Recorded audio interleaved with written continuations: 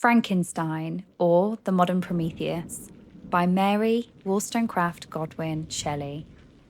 Chapter 1. I am by birth a Genevese, and my family is one of the most distinguished of that republic. My ancestors had been for many years councillors and cynics, and my father had filled several public situations with honour and reputation. He was respected by all who knew him for his integrity and his indefatigable attention to public business. He passed his younger days perpetually occupied by the affairs of his country. A variety of circumstances had prevented his marrying early, nor was it until the decline of life that he became a husband and the father of a family. As the circumstances of his marriage illustrate his character, I cannot refrain from relating them. One of his most intimate friends was a merchant who, from a flourishing state, fell, through numerous mischances, into poverty. This man, whose name was Beaufort, was of a proud and unbending disposition, and could not bear to live in poverty and oblivion in the same country where he had formerly been distinguished for his rank and magnificence. Having paid his debts, therefore, in the most honourable manner, he retreated with his daughter to the town of Lucerne, where he lived unknown and in wretchedness. My father loved Beaufort with the truest friendship and was deeply grieved by his retreat in these unfortunate circumstances. He bitterly deplored the false pride which led his friend to conduct so little worthy of the affection that united them. He lost no time in endeavouring to seek him out, with the hope of persuading him to begin the world again through his credit and assistance. Beaufort had taken effectual measures to conceal himself, and it was 10 months before my father discovered his abode. Overjoyed at this discovery, he hastened to the house, which was situated in a mean street near the race. But when he entered, misery and despair alone welcomed him. Beaufort had saved but a very small sum of money from the wreck of his fortunes, but it was sufficient to provide him with sustenance for some months, and in the meantime he hoped to procure some respectable employment in a merchant's house.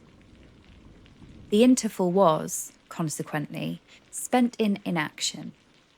His grief only became more deep and rankling when he had leisure for reflection, and at length it took so fast hold of his mind that at the end of 3 months he lay on a bed of sickness, incapable of any exertion.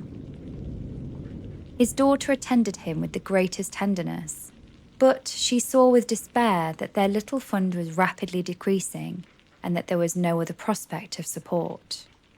But Caroline Beaufort possessed a mind of uncommon mould, and her courage rose to support her in her adversity.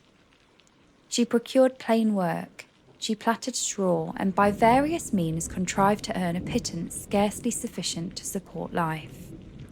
Several months passed in this manner. Her father grew worse. Her time was more entirely occupied in attending him. Her means of subsistence decreased, and in the 10th month her father died in her arms, leaving her an orphan and a beggar. This last blow overcame her, and she knelt by Beaufort's coffin, weeping bitterly.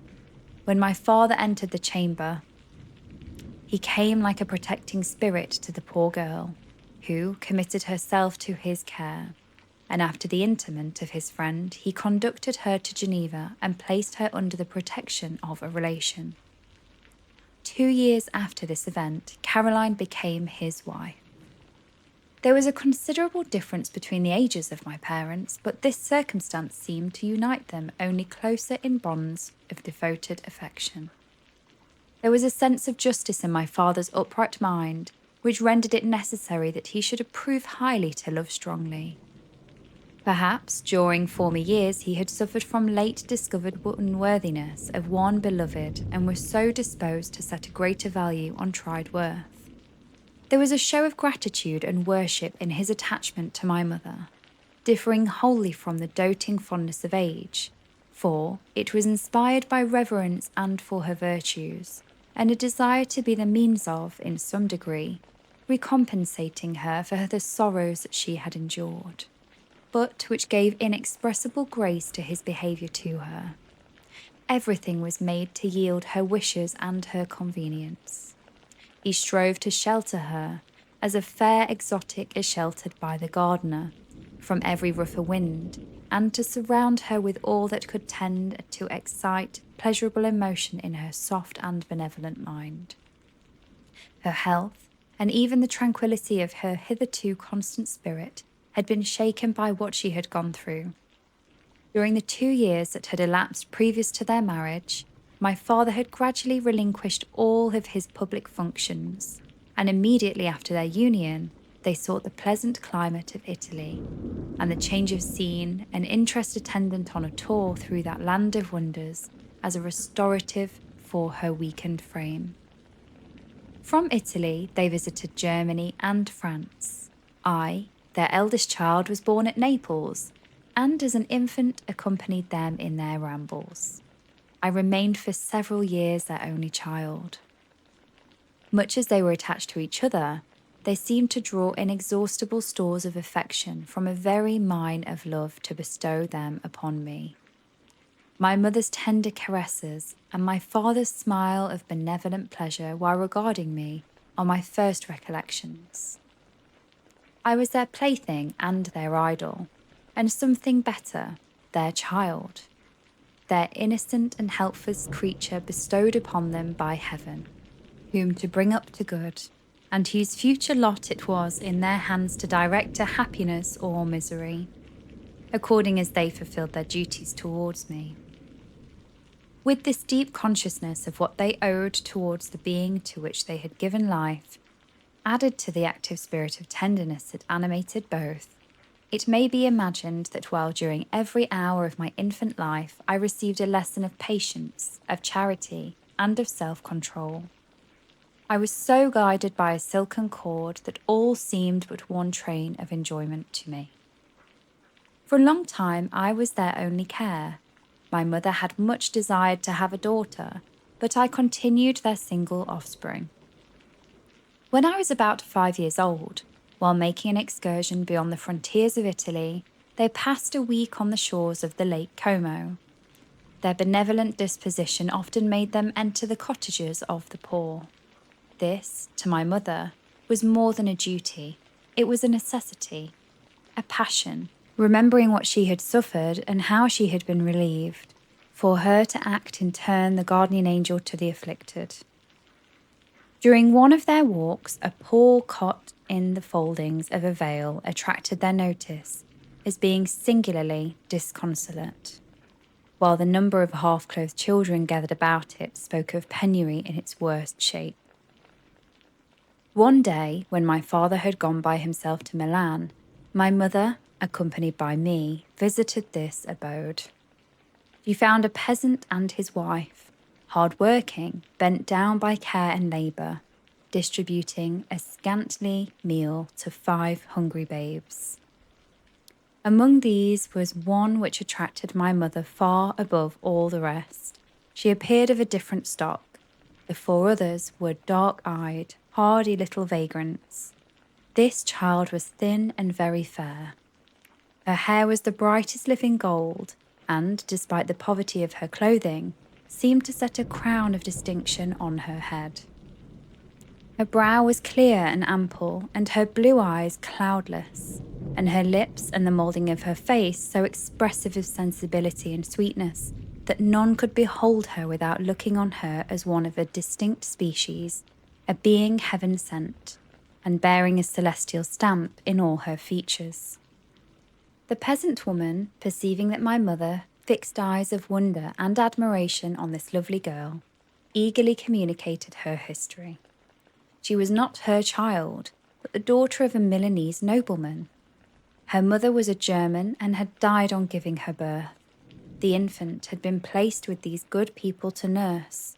They were better off then. They had not long been married, and their eldest child was but just born. The father of their charge was one of those Italians nursed in the memory of the antique glory of Italy, one among the Schiavi Agnaformente, who exerted himself to obtain the liberty of his country. He became the victim of its weakness. Whether he had died or still lingered in the dungeons of Austria was not known. His property was confiscated. His child became an orphan and a beggar. She continued with her foster parents and bloomed in their rude abode, fairer than a garden rose among dark-leaved brambles. When my father returned from Milan, he found, playing with me in the hall of our villa, a child fairer than a pictured cherub, a creature who seemed to shed radiance from her looks and whose form and motions were lighter than the chamois of the hills. The apparition was soon explained. With his permission, my mother prevailed on her rustic guardians to yield their charge to her. They were fond of the sweet orphan. Her presence had seemed a blessing to them, but it would be unfair to her to keep her in poverty and want when Providence afforded her such powerful protection. They consulted their village priest, and the result was that Elizabeth Lavenza became the inmate of my parents' house. My more than sister, the beautiful and adored companion of all my occupations and my pleasures. Everyone loved Elizabeth.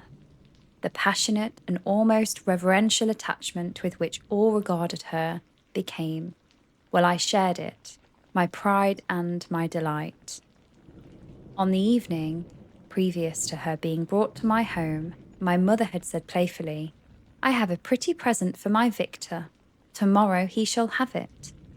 And when, on the morrow, she presented Elizabeth to me as her promised gift, I, with childless seriousness, interpreted her words literally and looked upon Elizabeth as mine to protect, love, and cherish.